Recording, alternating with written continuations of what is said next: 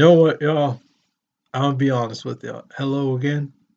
This is part two of the Creep my whole intake of the Creep movies. This is the second, just like how I said, this is part two of the Creep movies. This is me mainly talking about the second Creep movie. Now, I did make a video about the second Creep movie, but I felt like that wasn't good enough. I feel like that wasn't good enough, and I had to talk way more in depth and a little bit better and a little bit more cleaner in this adaptation of me talking about my intake of the second Creep movie.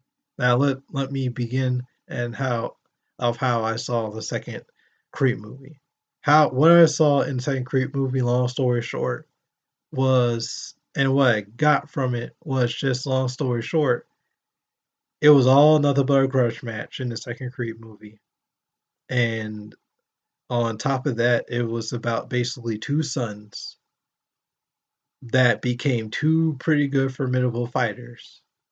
One being possibly a heavyweight fighter from Russia that's very strong and formidable and had and gained a name for himself. And Creed, he gained a name for himself from most of his wins and his experience that he has taken of being a pretty good professional boxer from the first movie to now in the second movie. That's all I can intake from like the final fight of the second movie. Now, if I had to make a pop culture reference to like the second movie, it will strongly have to be the My Hero Academia anime when it was season 2 of the UA like academy UA Academy how to say it, UA Academy like physical. It was the physical festival or the gym festival. Now, why I call it the physical or gym festival is because, long story short, think about it like when you were back when you was back in the day and you had field day. That's what basically the physical festival was, or out people out there who knows Naruto, the physical festival, long story short, is like the tuning exams. Basically, the only difference is it's not life or death, or it's not like where kids are just having fun just to have fun. These teen, these teens, long story short, who are in high school, they are in these physical festivals to show and represent their quirks, how they use them, how to utilize them in fights and combat, and also how they can utilize their base strengths and physical powers with the combination of their quirks in fights among their classmates, their fellow classmates. Now, the main fight that I like to talk about when it comes to comparisons between the Creed 2 Final Fight versus My Hero Academia, the physical festival, it would be Todoroki versus Midoriya fight. Todoroki versus Midoriya fight. Long story short. Now, the only reason why I bring this up as a reference is because it's very much reminiscent or similar when it comes to being a grudge match. Todoroki and Midoriya don't have any grudges against each other per se, but in a sense, it's more of their father figures do, though, on the other hand. The only thing that's the differences between Midoriya and Todoroki is just, I would like to say Midoriya arguably has had more confidence than Todoroki did, even despite of just only using the power one for all, whether 5% or just at its base strength at its highest peak, and not knowing how the hell to use it, and just only uses it the best way he could by manipulating or using his body parts the best way possible. Because if I had to explain what one for all quirk ability is like, the one for all quirk like ability is basically, long story short, a super strength like ability. The only thing is, think of the fact of you got your wish where you thought, okay, I wish to be strong as Hulk without the gamma radiation or anything else. You just want to be strong as Hulk, just as supernaturally strong and dominantly powerful as him. The only setback is it's just it will literally rip your body apart if your body is not ready for all that power and strength to be inside of you, or how to intertwine with your body in your body's DNA. Because by the end of the day, it'll just rip it to shreds. Because long story short, if I had to explain more about the One for All quirk ability, it's not all just super strength per se. It's also the fact of the One for All ability, as I kind of like talk about it in, I guess, how should I say this? Explain and like just describe how it is. Basically, the quirk or the ability works like this. It's a pass down quirk. Your any any past quirk user of the One for All ability, pre, past or present, can have the ability or the like luxury of passing down a quirk to another user. The only thing to a next generation user or another user in general. The only thing is it's just that since the quirk is being passed down, that same quirk is repetitiously taking like more and more and absorbing every past quirk user or every past individual's experience with the One for All ability.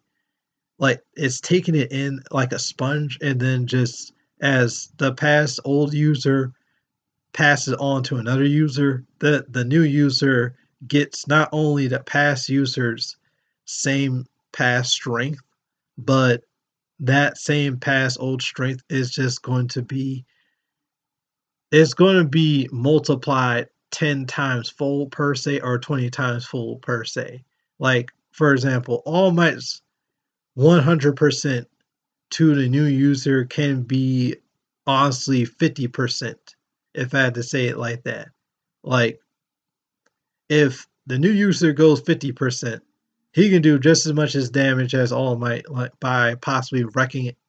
Like okay, here's a good example. If All Might can wreck one building, one skyscraper by 100%, the new user can wreck about two or three skyscrapers by going that same level as All Might, but the only difference is if he goes that the same level as All Might, is only going to be 30%.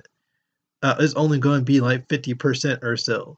The quirk can be like stretched out to its limit and more, because that's how powerful the One for All ability is. It's literally like fire.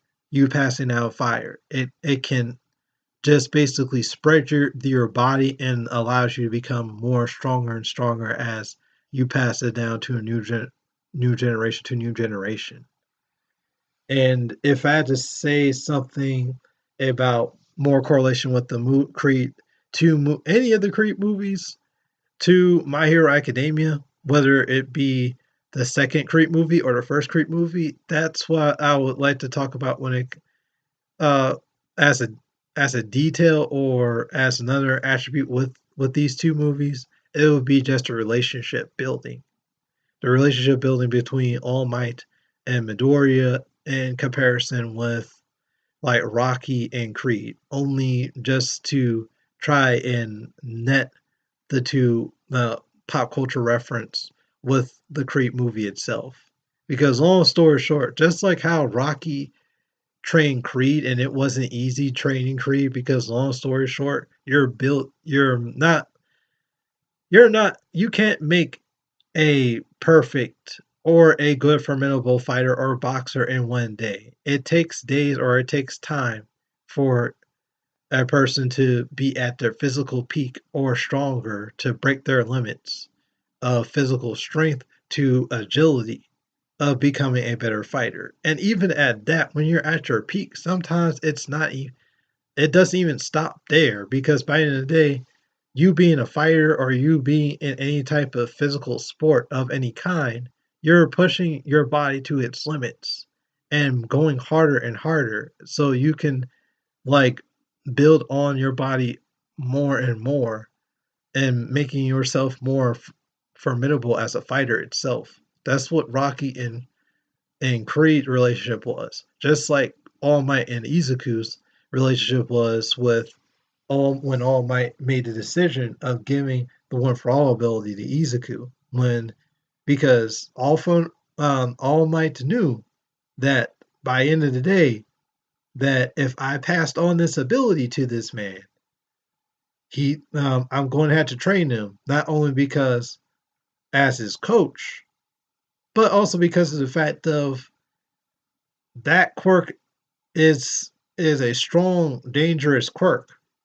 I'm going to have to learn. I'm going to have to teach how to use it towards this new individual that I'm going to pass it on to and stuff. I had to take that responsibility. So just as much as Rocky did with Creed, when Creed was like, "I want to be a good fighter," or "I just want to start boxing and fighting and stuff."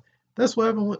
That's essentially what happened when building relationships with them and stuff. Now, if I had to talk about more relationship stuff with the fatherhood relationship stuff, about the backstories, just like Creed lost his, father in the ring.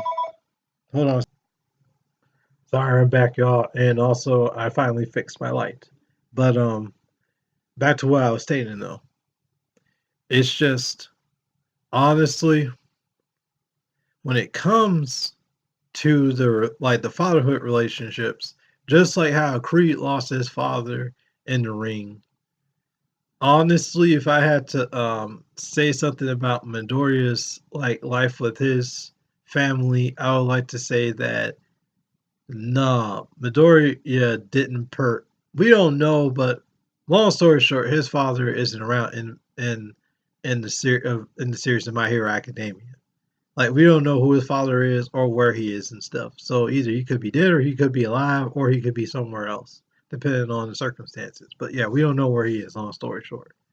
So the thing is between just like how Creed has a relationship with Rocky, I would like to say it's like Izuku with with All Might. The only difference is I would like to say Izuku had All Might as an icon and saw him as like a Superman like icon. He wanted to be like him and got inspired to go into UA or want to be in UA and want to be a hero because of him and because of how he does things as a hero in his own right. All Might himself does it. But long story short, that's how I would like to say the relationships are. Is Izuku and All Might, they're kind of like father and son in the sense, because through training and also All Might does really do care about how Izuku is progressing as a hero, and means long story short as how he is as a hero and how he per se is faring to being like a formidable fighter as a hero per se. Long story short, just like how Rocky and Creed's relationship is very much the same. Rocky cared for like how. One second, yo. Sorry, that was a family call, but how should I say this? Honestly, when it comes to their relationship, Creed and Rocky cared about like how Creed's progression of being a great boxer as well too. It's just the same thing. It it goes it goes around, or there's a circulation when it comes to relationships.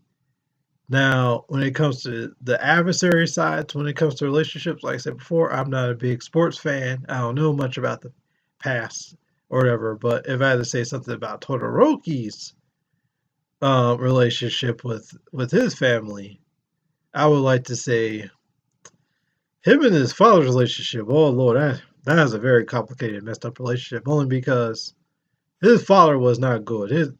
His father was a good hero in a public's viewpoint, but in a social, personal viewpoint, he was not a good father nor a good hero in a social, personal viewpoint when it comes to his personal life. It's just not.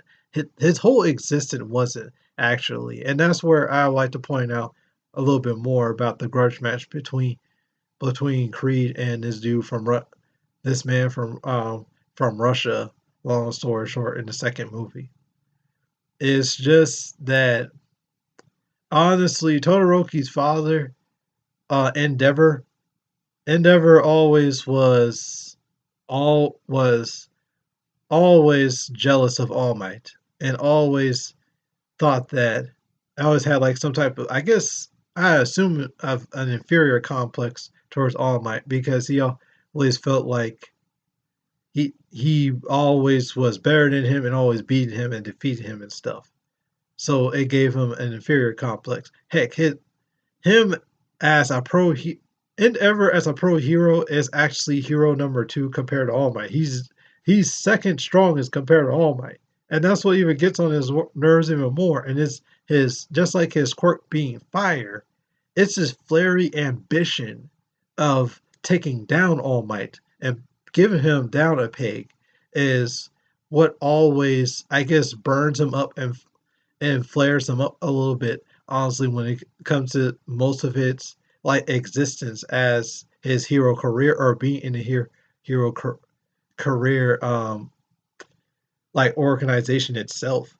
It's just he always wants to be better than All Might. It's not just the fact that he wants to show the people that he's a good hero per se in some ways, but he wants to show the world and show All Might that he's superior to him and he's way better than him and stuff. But he could never do that because All Might was just a better. He was just a better character. He was a better character, and he just did his job better, and the way he was as a symbol of peace was way better. And that's what created a grudge match between Endeavor and All Might. Creed and basically this dude from Russia. Again, I'm sorry, my bad for that. But the only thing about their rivalry that I gathered from their grudge match is just the Russian dude's father. Long story short, back in the day, took out Creed's father. Back in the day, Rocky had like a guilt trip about the whole situation, where he should have like thrown in the towel for him in this match long time ago, because he kind of saw and knew that this could end badly, or could predict it a little bit, but he just couldn't let his ambition and let his like pride down enough to like throw the match all together and walk away. So like Apollo's father, which is Creed's father, could walk away with his life. But long story short, sadly he lost, and he also got beaten to death, because the way the boxing match was back in the day, it was just life threatening. Ribs got broken up too bad and whatever, and it was just life threatening.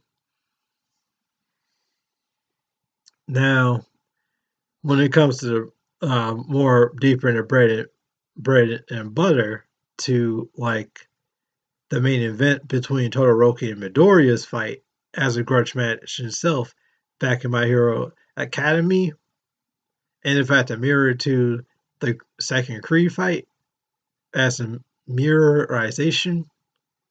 Again, Midoriya had more confidence than Todoroki. Midoriya had to make Todoroki, because here's the thing about Todoroki. Todoroki, long story short, just like how I said Endeavor always was like envious of All Might and hate, and not per se hate him like in an evil way, but hate him in like a competition and rivalry type of way. Endeavor was actually, and this is what makes him a bad father. Endeavor, what makes Endeavor a bad father and a bad hero in a social standpoint in his own personal life. Endeavor wanted a woman not to only per se love per se in some ways, but he wanted a woman, long story short, to make a quirk marriage. A quirk marriage, people, is not just a plain marriage of matrimony per se, but a quirk marriage works like this in My Hero Academia. Quirk marriages is basically a phenomenon where two individuals who have quirks or superpowers come together, they mate, and then they have offspring. That said offspring could have the possibility of adopting one parent's quirk ability or the others. And then there's other times where there is an excellent quirk marriage where both quirks in that said offspring is honestly 100% strong, and it's basically both quirks are inside of the child's body in a healthy and stable manner. That's what Todoroki's byproduct, what the product byproduct of Todoroki is. He's just basically a quirk marriage that Endeavor attempting to use or have as a child, so he can use as a symbol of he could defeat All Might as an extension.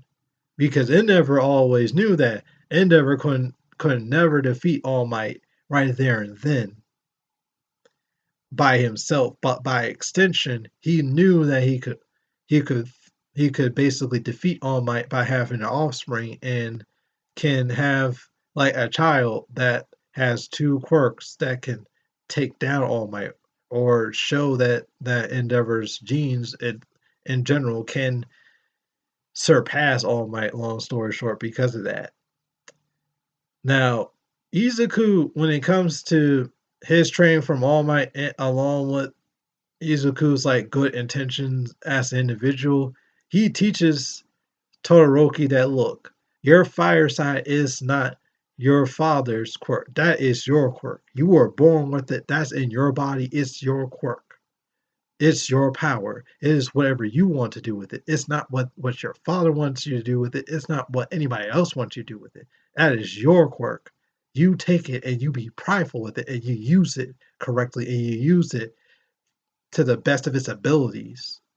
And that's what Midoriya did to Todoroki. And that's why I would like to say how Midoriya was more was more confident in the fight between both of them in the physical academy festival. It's because of the fact that Midoriya talked down to Todoroki, not in a bad way, but talked him down to use his quirk, his fire side, not his ice side from his mother, but his fire side a little bit more because that's his quirk as well too. It's not his father's. You have to take both sides. You just can't take one. Pun intended, because long story short, you know what's funny about Todoroki's quirk? If he uses fire side too long, he'll create heat stroke on his body. If he uses ice too long, he'll get hypothermia. So either he uses his sides both sides repetitiously one way or the other, or he uses it in tandem, both equally, or don't use them at all. That's just how it is. And I'm sorry, I'm just stretching, getting cramped a little bit. But yeah, if I had to mirror like the results of both fights and also like just how the fights was, Creed as usual in the second fight, in the second movie, in the last fight, basically Creed as usual proved like in the first movie in the final fight, he proved his mettle and he proved that he was way superior and way better than his adversary. And he also did it in a better way than he did in the first time because I think he actually did win the fight when fighting his adversary right there and then. The only difference is just this coach from Russia for his adversary. He tossed in the towel for him, and he saw that this could potentially end bad if this fight could keep going. And he was like, "No, I want to end this fight because by the end of the day, something could go wrong, and something could go wrong, or my son could life could be in jeopardy if I let him stay in this fight too long." And yeah, that's just my intake for it. Now, Long story short, when it comes to the Izuku and Todoroki's fight, that sadly did not happen in that fight where the main character Izuku won against Todoroki. Todoroki won that match sadly only because, well, his quirk is elementally that damn strong. You're talking about fire and ice, that damn strong, and he demolished Izuku sadly. The man tried his hardest. He tried his hardest with using One for All ability and using it in his best understanding of how he could use his own quirk best as possible. But he just couldn't win. He could not win against Todoroki at that time, and yeah, Todoroki won. Now Todoroki, in a sense, did, if I had to say like some lesson from that fight, Todoroki did learn that he could basically push his limits with his quirk, and that his powers, whether fire or ice, those are his powers, and he could learn how to utilize both of them and use, and also learn how to push it to their limits to his own benefits, not because of his father, not because of anything else, but only because it's out of his own will and out of his own like reasoning of him wanting to become his own hero. That's the only reasons why. Now, if I had to say a mirror lesson for the second Creep movie, it will be just, I guess in the second movie, Creed basically as usual learn how to push through his shortcomings in the fight and just the hard trial of the fight, and he learned how to like basically push through his limits in said fight. The Russian dude, he kept trying and he kept trying to push his limits with Creed, but he just couldn't have the mustard or the Excalibur to take on Creed or take him down fully because Creed was just too agile of an opponent to take out like that right there and then. So yeah, that was those are two of the lessons. I would like to say in one fight, well, both fights, I would like to say you push through your limits, and then there are some there are some reminiscences of who both fighters who lost both fights. They learn that sometimes it's not good to push your body too much per se in both fights. Izuku, in a sense, slowly learned how Izuku's like, I guess, side of his experience. I would like to say that he learns his experience. I would like to say in his like situation of losing against Todoroki, I would like to say it was just plain experience. He needed that experience to know that even though he had good intentions and he was pushing his body so he could win, I think those are one of his stepping stones or stepping points where it's like he slowly learned that he doesn't have to tear up his body like that slow, like in the slow steady pace the way he was doing it. Because by the end of the day, All Might, he's a good hero, but sadly in the anime and in the manga, most people do say that he's a bad teacher. All Might, it took literally it did take like two or three teachers or two or three people to teach All Might a thing or two about how he does things as a hero. It took Night Eye is somewhat not relevant, but Night Eye, which is another pro hero, he and used to be All Might's past sidekick. Night Eye had a thing where All Might kept pushing his body too much, and if he kept pushing his body too much, then there might be a day where he would push his body to the brink where he might die pretty soon, or he's not long for this world. Um, Gran Torino, I would like to say maybe he's probably like his. I would like to say Gran Torino. I would see him as his teacher slash coach, to where he taught All Might how to use his quirk proficiently.